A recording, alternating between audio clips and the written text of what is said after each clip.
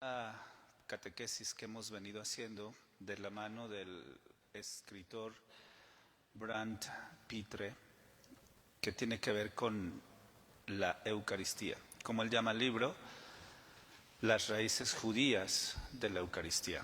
Tengo que decirles que este libro o esta idea de la cuarta copa ya la había leído antes con el autor Scott Hahn. Scott Hahn tiene un libro que se llama así, La Cuarta Copa. Y les decía, es a la conclusión a la que él llega estudiando la Sagrada Escritura. Se dio cuenta que en la última cena Jesús no bebe la última copa. Y si no la bebió y Jesús era tan fiel en el seguimiento del Evangelio y de la regla de su Padre, entonces la pregunta es, ¿y qué pasó? ¿Cuál es la cuarta copa? Dejó inconclusa la Pascua, y un poco lo que nos va a compartir este autor, Brand Pitre, es, hay muchísimos puntos de contacto entre lo que él dice y lo que dice Scott Hahn en ese libro que se llama así, La Cuarta Copa. Scott Hahn dice que lo que lo llevó a descubrir la presencia real de Jesús en la Eucaristía fue precisamente su investigación sobre la cuarta copa, con algunos conceptos que son muy importantes y que vamos a recuperar en un momentito. Entonces, el subtítulo de este capítulo es La cuarta copa y la consumación del sacrificio. Un análisis del seder, ¿qué es eso? Vamos a verlo ahorita, mesiánico de Jesús. Entonces, el ritual de la Pascua judía y la estructura de las cuatro copas. Es un banquete. La noche de Pascua, los judíos celebran un banquete. Y ese banquete está estructurado alrededor de cuatro copas. Las vamos a estudiar. Vamos a mencionar 2 o 3 elementos importantes de cada una de estas copas. Y pues es una tradición antigua. Y lo primero que hay que decir es que la Pascua, el seder, significa, como dicen más adelantito, orden. Era como todo lo religioso, ¿saben? Todo lo religioso tiende a ser muy duradero en el tiempo. Me han preguntado algunas veces, ¿por qué no traducen las oraciones de la misa a un lenguaje más amigable? Y yo, porque es lenguaje litúrgico. Y el lenguaje litúrgico perdura mucho en el tiempo. Si nosotros leemos las oraciones de hoy y las leemos de hace 50 años y de hace 100 años, puede haber variaciones, pero son bien poquitas, mínimas. Mantienen siempre el mismo orden. Y eso nos sirve para entender también que la estructura de la Pascua judía es muy rígida porque es un orden religioso. Es como el orden de la misa: saludo, ritos introductorios, lecturas, homilía, ofertorio, consagración, comunión, bendición. Ese es un orden y es muy rígido, no lo podemos cambiar.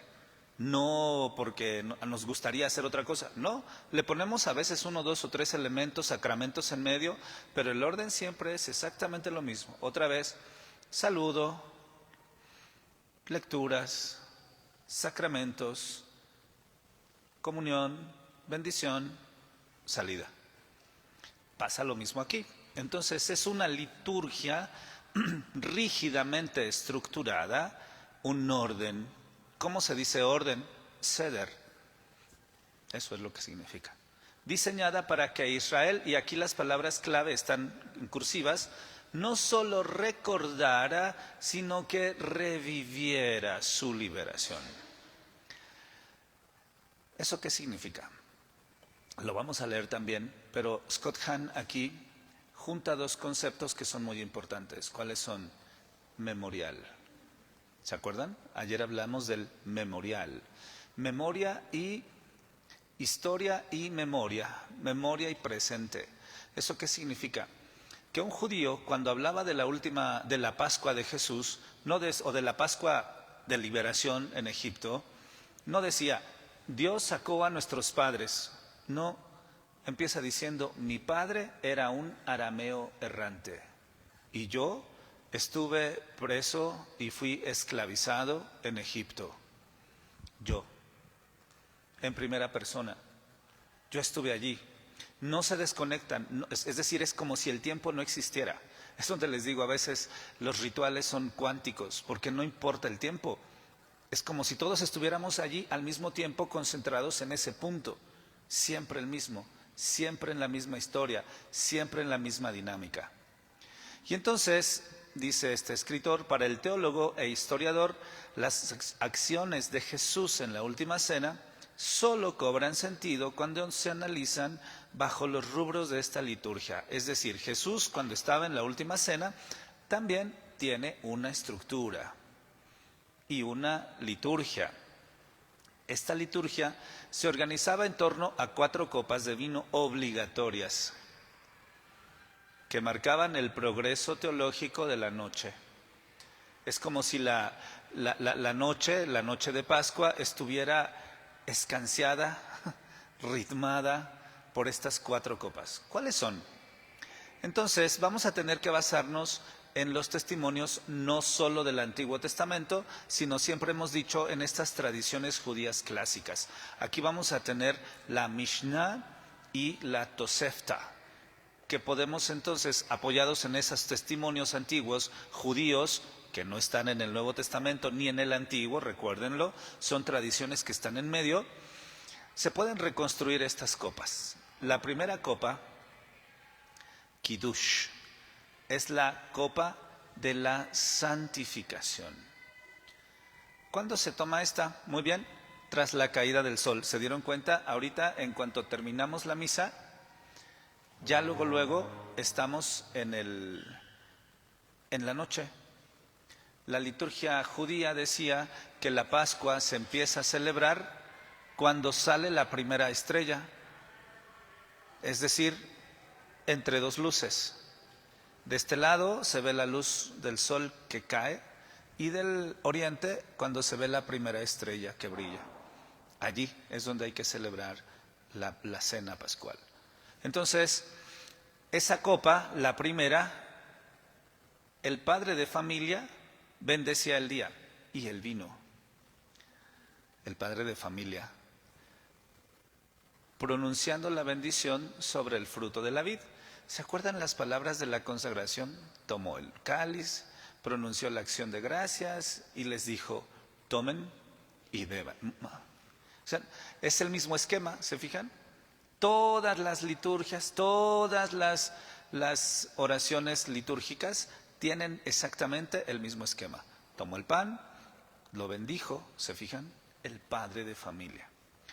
Y esa copa se llama de la santificación, bendecimos pan y vino.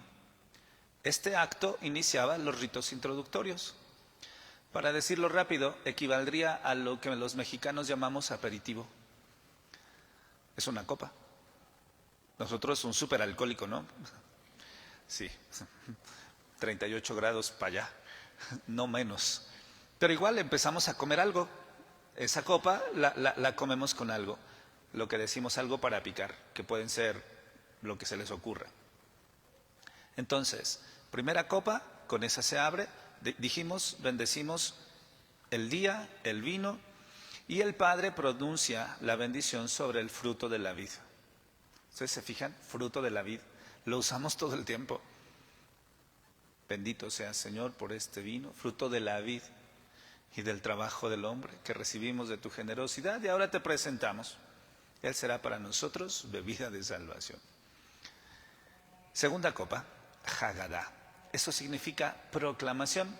Si nosotros buscamos las oraciones, por ejemplo, vamos a encontrar con que la liturgia tiene también esta parte, que es la proclamación. ¿Les suena? ¿Qué es eso? Las lecturas. Se mezclaba esta copa mientras el hijo preguntaba por el significado de la noche. Aquí es donde el padre dice, mi padre era un arameo errante y estuve de esclavo en Egipto. Y entonces esta noche el Señor envió su ángel para liberarnos. La proclamación. Aquí es donde se explican los elementos. ¿Y por qué el niño más pequeño de la casa preguntaba siempre, ¿y por qué comemos hierbas amargas? Porque las hierbas amargas nos recuerdan la amargura de la esclavitud. ¿Y por qué comemos pan ácimo? Porque cuando salimos corriendo de Egipto no nos dio tiempo de llevar levadura, de preparar el pan, entonces nos lo llevamos solamente de la harina y no teníamos con qué hacer el pan en el desierto. Y el cordero. ¿Y por qué un cordero?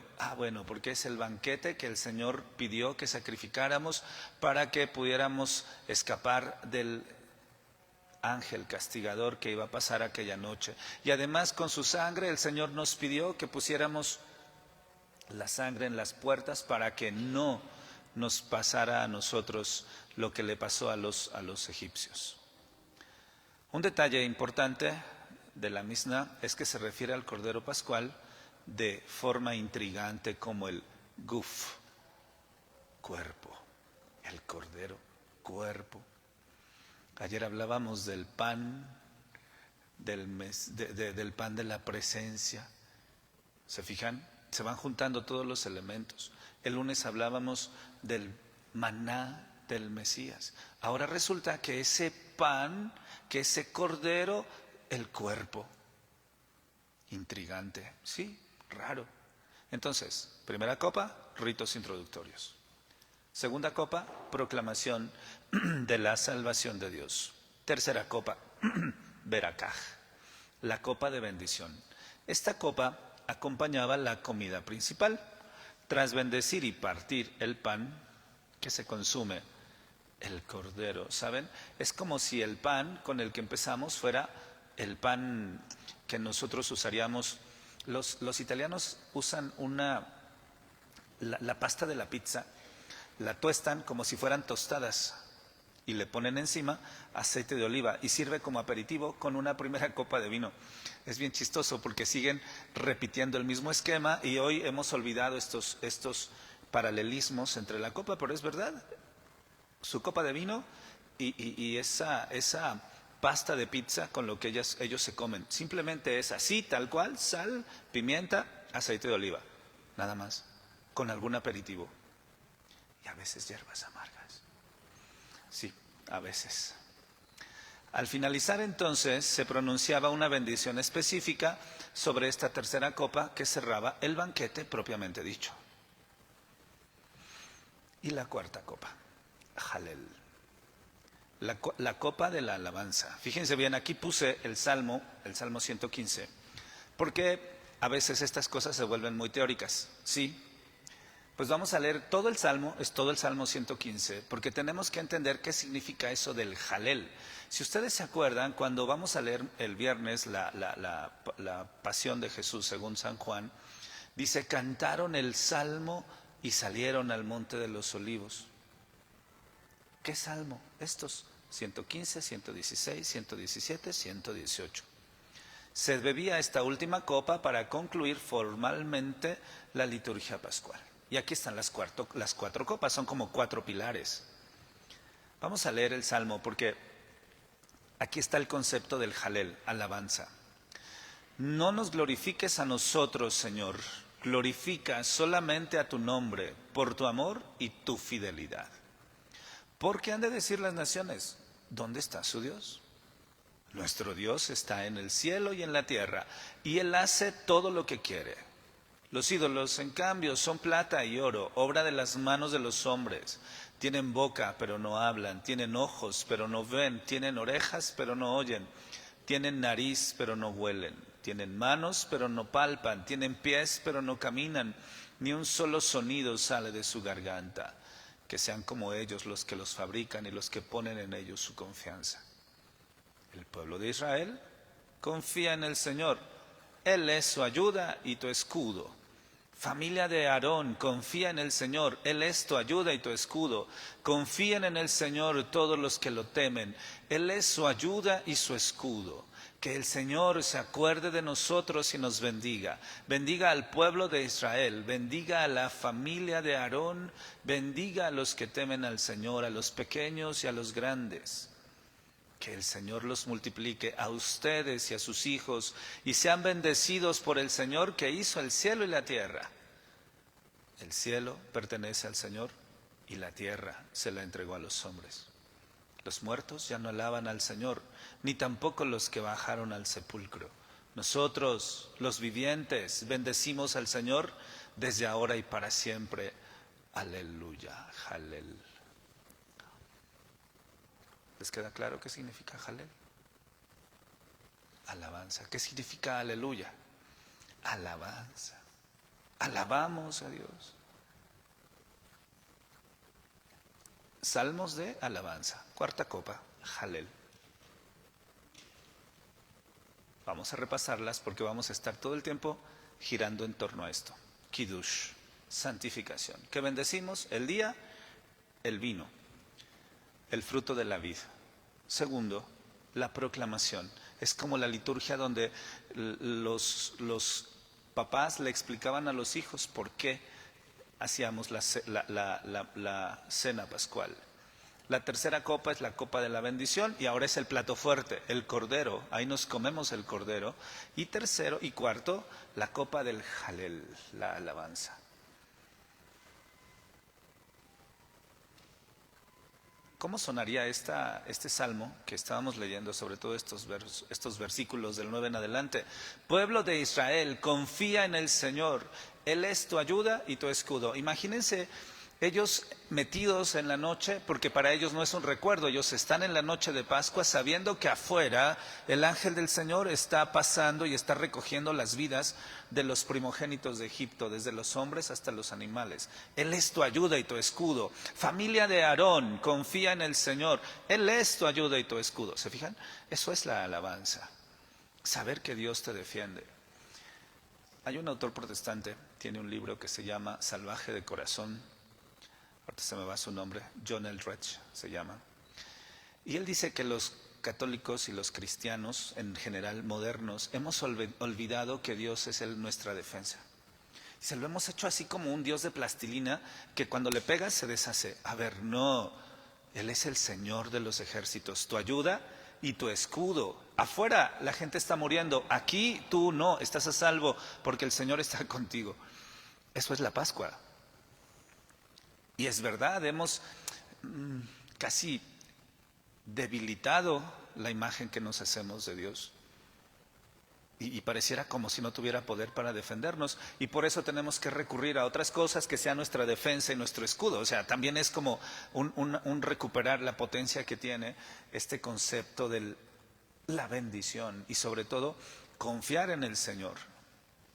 Y luego la bendición, ¿se fijan? Tiene todo. La bendición, que el Señor se acuerde de nosotros y nos bendiga.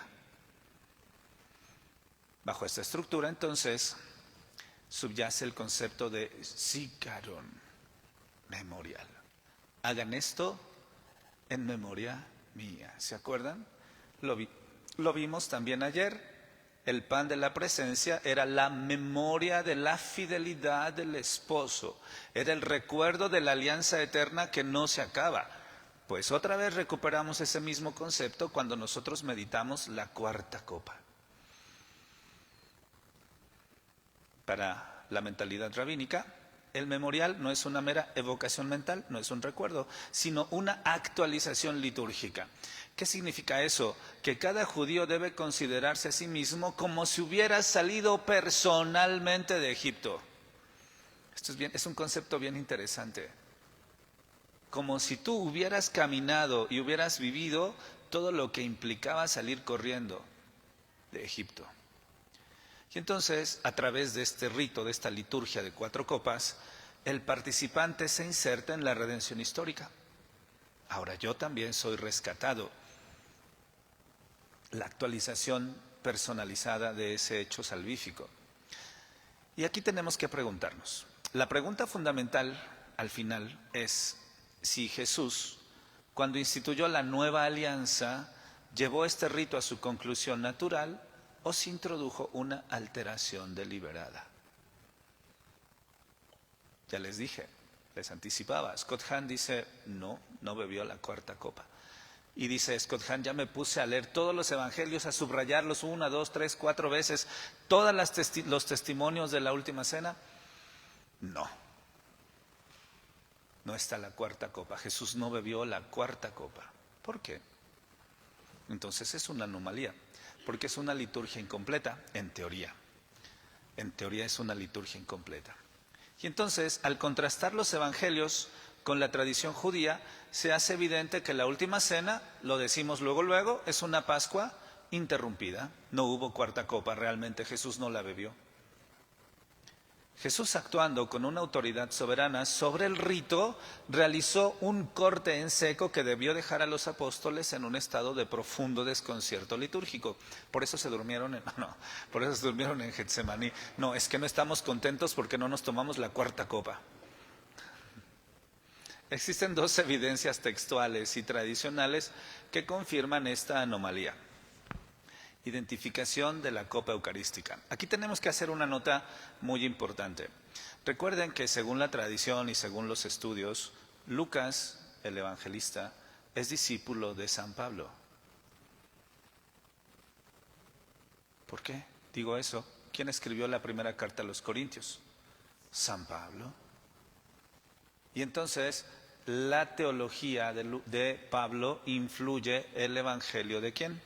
De Lucas. Y entonces vamos a encontrar líneas muy paralelas entre 1 Corintios y Lucas por cosas naturales. Les recomendaría que hoy, si les da insomnio, vean la película que se llama así, Saulo de Tarso, porque en esa película es donde ellos están muy cerquita y van platicando cómo escribir el evangelio. Ah, esa frase está buena, no, esta está mejor, los amigos. Yo no lo había notado, pero Scott Hahn, en una reflexión, dice que Lucas escribió 2 libros, ¿se acuerdan? El Evangelio y los Hechos de los Apóstoles. Y todo lo que escribió Pablo, juntos escribieron 2/3 partes del Nuevo Testamento. Nunca nos fijamos en eso. Y él reflexiona diciendo que en realidad el Evangelio tiene que tener detrás también la testimonianza de los amigos, que no podemos separar las dos cosas. Nosotros que aquí decimos, no estamos para ser amigos. Pues Lucas y Pablo dicen que sí. El problema es cómo crecemos en ese sentido. Pero bueno, entonces, estos dos, Lucas 22 y 1 Corintios 11:16, identifican la copa que Jesús consagra como la que se toma después de cenar. Porque aquí nosotros tendríamos que preguntarnos, muy bien, ¿y cuál es la copa que consagró Jesús? Si había 4. La cuarta no la tomó, muy bien, entonces ¿cuál sí es? Él dice, solamente así, entre comillas, la que se toma después de cenar. San Pablo la llama explícitamente la copa de bendición. Entonces, ¿en cuál estamos? ¿Es la primera, la segunda o la tercera? La tercera, junto con el cordero, la del plato fuerte. Esto sitúa la institución de la Eucaristía en el momento de la tercera copa. Claro, la copa de bendición, Berakaj, como dice aquí. Entonces, Jesús rompe la regla. ¿Saben por qué se dice rubros? Porque la palabra rubrum en latín significa rojo. Y en los misales, todos los misales tienen letritas rojas. Que luego les digo, lean las letritas rojas. ¿Cómo se llaman esas letritas rojas? Rúbricas. Entonces Jesús rompe las rúbricas de la liturgia judía tradicional de su tiempo, porque no es la que celebraron los judíos. Esta ya que nosotros recibimos es una tradición artificial que se va construyendo en el tiempo. Muy simple, les voy a poner un ejemplo muy fácil. Como celebramos nosotros el Día de Muertos, ¿es igual que como lo celebraban los aztecas? No, le hemos puesto un montón de cosas. ¿Qué pasó? Bueno, igual, el concepto es el mismo, los difuntos se comunican con los vivos, pero nosotros le hemos puesto muchas cosas. Ellos no tenían panteones, ¿o sí? No, ¿nosotros qué hacemos? Y creemos que somos aztecas. Muy bien, entonces, se fijan, hay modificaciones en las tradiciones. Bueno, pasa lo mismo con la última cena, con la estructura de la última cena. Los judíos que estaban en Egipto no hablan de vino, solo hablan de ¿qué? Cordero, sangre y ya. Ni siquiera hierbas amargas, no dice tampoco. No dice que eran panes ácimos, ¿o sí? No. Tras esta tercera copa, Jesús pronuncia su voto de abstinencia. Eso lo acabamos de leer en el Evangelio de San Mateo en la Pasión del domingo pasado. ¿Se acuerdan? ¿Lo leyeron? No beberé del fruto de la vid. Les dice, no beberé más del fruto de la vid hasta que lo beba con ustedes en el reino de Dios. Esa es la versión de San Mateo que leíamos el domingo pasado. Abstinencia. Se vuelve abstemio Jesús. ¿Se acuerdan? Antes de eso le decían que era un borracho, un glotón y un bebedor, amigo de publicanos y de prostitutas. Estaba estrictamente prohibido entonces beber vino entre la tercera y la cuarta copa. Bebían esa copa y luego bebían agua, pero no vino. Al negarse a beber y al acto seguido salir del cenáculo tras el himno, ¿cuál himno? Es el que acabamos de leer. Uno de esos salmos, Jalel, ya vimos, Jalel significa alabanza, es una de las raíces de la palabra aleluya, para que no se les olvide. Jesús rompe entonces el orden del seder, que era otra vez una estructura litúrgica rígida, cuadrada, y como eran 4 es cúbica, 4 copas, no se puede modificar. Este abandono del cenáculo antes de la copa del Jalel significa que la Pascua de Jesús quedó técnicamente inconclusa. Hasta ese momento, en esa cena no está concluida. Entonces tenemos que preguntarnos, ¿y luego? Para los discípulos, la liturgia más importante del año se había detenido abruptamente. Ayer hablamos de 3 peregrinaciones, ¿se acuerdan cuál era? Pascua, Pentecostés y Tabernáculos. Era cuando las 3 veces al año los sacerdotes sacaban la mesa del pan de la presencia, lo levantaban y decían, miren cuánto amor nos ha tenido el Padre. Muy bien, pues la más importante de esas 3 es la Pascua. Y se quedó a la mitad. ¿Por qué? Eso es lo que tenemos que preguntarnos. La resolución de este misterio no se encuentra en la mesa, sino en el Calvario. Getsemaní y el cáliz de la agonía. Sí, hace algunos años con los seminaristas escribí una reflexión precisamente sobre esto de la cuarta copa. Y nos fijábamos cómo todos los evangelios ponen esta palabra. Vamos a verla. La agonía de Getsemaní debe leerse como una crisis litúrgica. Crisis. Están preparándonos la meditación de la muerte física de Jesús para el Viernes Santo. Y mucho tiene que ver con la agonía de Getsemaní. Nos vamos a detener a reflexionar desde el punto de vista médico qué pasó en Getsemaní. ¿Qué es lo que implica para Jesús el dolor de muerte hasta sudar sangre? ¿Qué es lo que está pasando físicamente en su cuerpo? Muy bien. Agonía. ¿Qué significa agonía? Lo hemos dicho otras veces aquí. La lucha entre la vida y la muerte. Es una palabra griega, no está traducida al español. Significa eso, lucha, combate. Y es una crisis. Jesús no está simplemente ante el temor de la muerte biológica, sino ante la copa final que ha pospuesto deliberadamente. Ojo con eso. No solamente está ante la muerte de su cuerpo, sino ahora está delante de la copa que él dijo, no voy a beber hasta que la beba allá en el reino. Cuando suplica al Padre, si es posible que pase de mí esta copa, en algunos otros textos dice cáliz. ¿Cómo llamamos a la copa con la que celebramos la misa? Cáliz, en griego poterion, así se dice. La referencia no es una metáfora genérica de sufrimiento. Él 3 veces le está pidiendo a su Padre que si es posible no beba esa copa de sufrimiento. La cuarta. En el contexto de una noche pascual interrumpida, Jesús se refiere a la cuarta copa, la copa de la consumación que implica su propia muerte. Consumación es la otra palabra importante, vamos a regresar a ella más adelante. Algunos académicos como David Daube y William Lane han vinculado el final del ceder con su propio sacrificio. Y entonces fíjense bien, Jesús es el nuevo Cordero, y así como el Cordero debe morir para que la Pascua se complete, Jesús comprende que beber la última copa equivale a entregar su vida. ¿Se entiende? Entonces, si nos preguntan, ¿y cuál es la cuarta copa? La muerte, que empieza en Getsemaní. Lo vamos a ver el viernes. Esta tensión se mantiene incluso en el camino al Gólgota. El Evangelio de Marcos 15:23 menciona que le ofrecieron vino con mirra.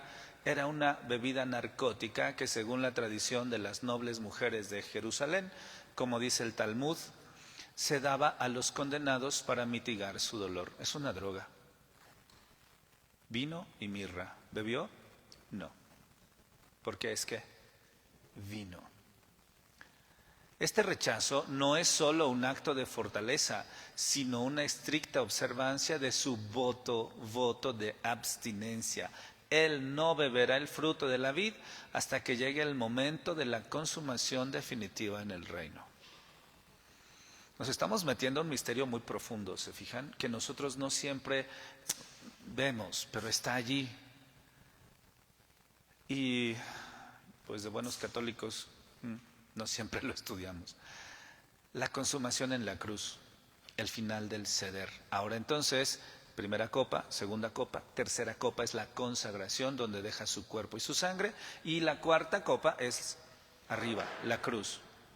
El Evangelio de San Juan nos revela que el Calvario es en realidad la conclusión de la última cena. Vamos a leer el texto, de hecho. Los momentos finales de Jesús en la cruz cierran formalmente la Pascua iniciada el Jueves Santo. Después de que los soldados crucificaran a Jesús, tomaron sus vestiduras y las dividieron en 4 partes, una para cada uno.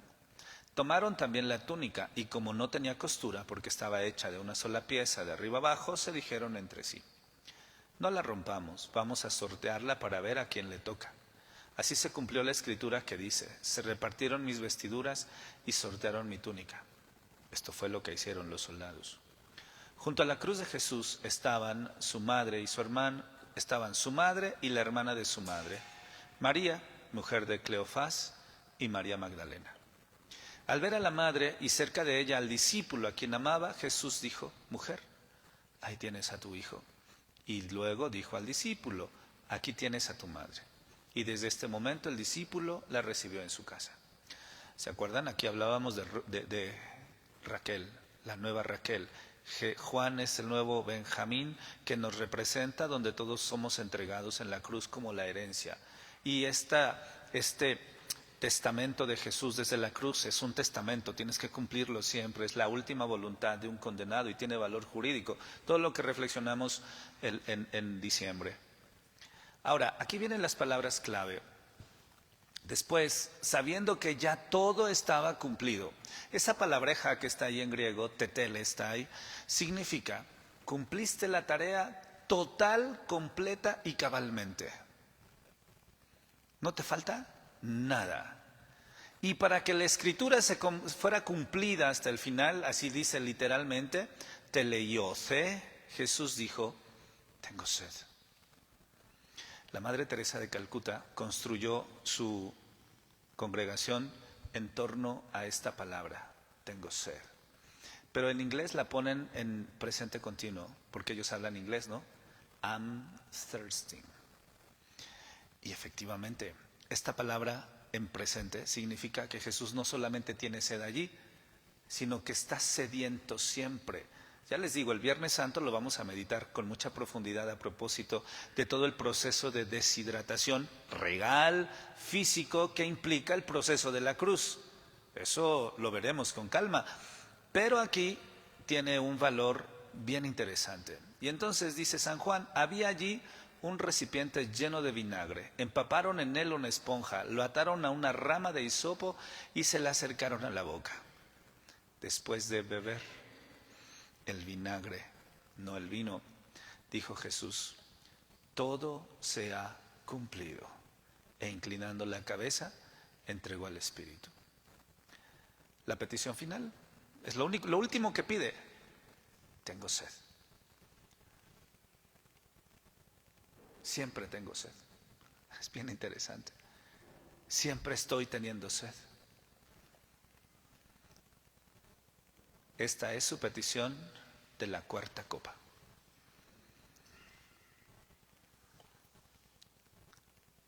¿Y qué tiene que ver con el Éxodo?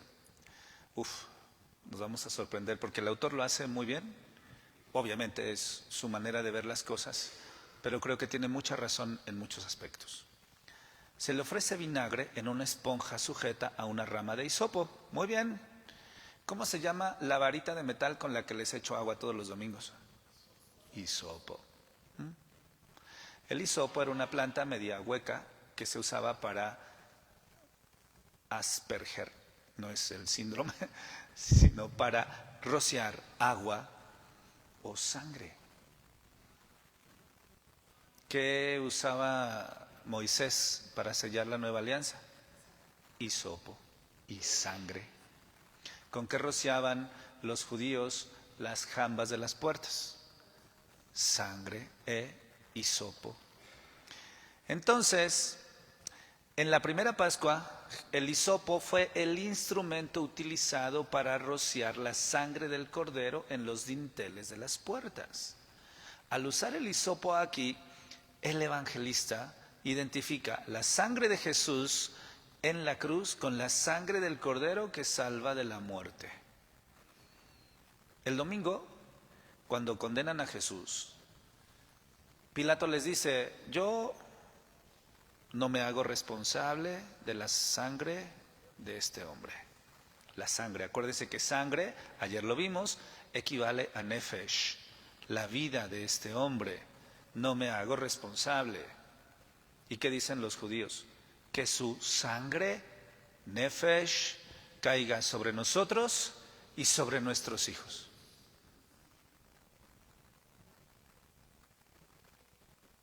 No hay que darle muchas maromas al texto para decir, y se cumple. ¿Qué es lo que nosotros decimos? Fuimos salvados por la sangre preciosa, le ponemos preciosa, de Jesús. Tetelestai, otra vez. Solo después de beber el vino agrio, porque ¿qué es el vinagre? Pues hoy hay vinagre balsámico de Módena. No, el vinagre es vino agrio que se ha quedado ahí en el tiempo, ya pierde el sabor dulce y entonces la fermentación lo vuelve demasiado ácido. Entonces, solamente después de beber el vino agrio, Jesús exclama: todo está cumplido. Esa es la palabra griega que escribimos arriba, tetelestai. Traducción de Barrio del Padre de la Crespa. Todo está perfectamente cumplido, no queda nada pendiente. Esta palabra entonces no solo indica el fin de su vida, sino la consumación de la liturgia. O sea, también allí se termina la cena de la Pascua. La cuarta copa ha sido bebida, el seder ha terminado. Aquí reside el secreto teológico de la pasión. Jesús transformó lo que para cualquier observador era una ejecución romana, ya la estudiaremos el viernes, un acto profano, énfasis en brutal, en un sacrificio litúrgico sagrado.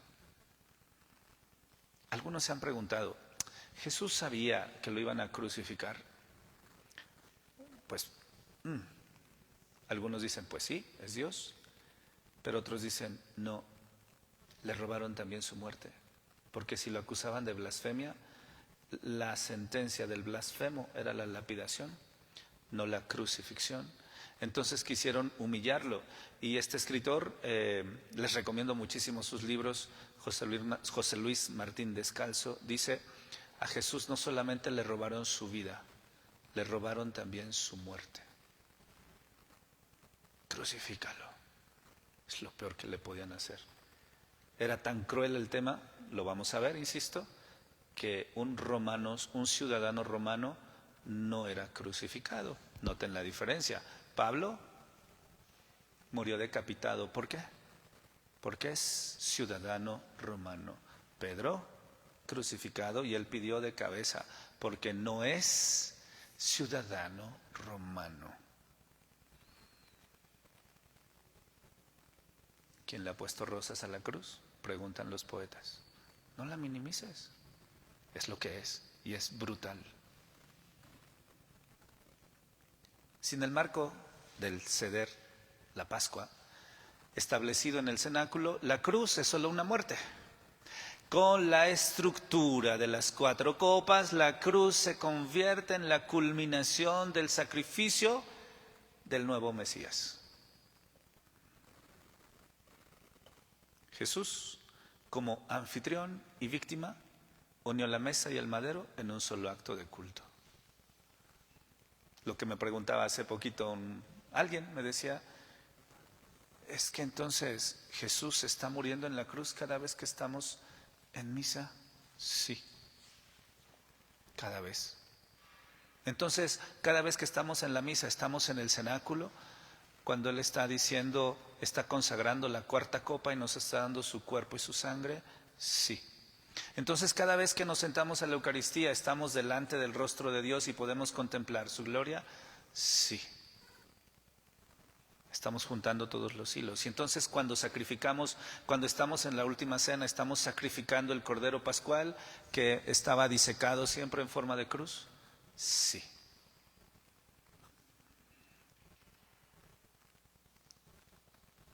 Entonces, la unidad entre el cenáculo y el Calvario es indisoluble. Nos dio a comer el maná del cielo, el maná del Mesías. Él es el nuevo Mesías. No son 2 eventos separados, sino las 2 fases de un único misterio pascual. Al posponer la 4ª copa, Jesús extendió la cena hasta su muerte, convirtiendo toda su pasión en un acto litúrgico. Es decir, ¿qué es un acto litúrgico? Un acto de adoración. ¿A quién? A su Padre. En conclusión, la Eucaristía, sicaron memorial, para ayudarle a su memoria, de esta nueva Pascua, no es simplemente el recuerdo de una cena o de una muerte por separado, sino el memorial de la unidad comida-muerte. Todo va junto. Por eso Jesús puede decir, esto es mi cuerpo, esta es mi sangre, de la alianza nueva y eterna. Y yo estoy celebrando junto con ustedes esta alianza. Desde el momento en que me preguntan, ¿dónde quieres que te preparemos la cena de la Pascua? Hasta el último suspiro de Elí, Elí, lema sabactani del domingo, hasta allí es la firma. Al traer presente este sacrificio completo, entonces la Iglesia, ahora nosotros, la Iglesia, participa de la misma liturgia que Jesús inició en la mesa y consumó en la cruz, uniendo para siempre la entrega ritual de los dones con la entrega real de su vida por la redención del mundo.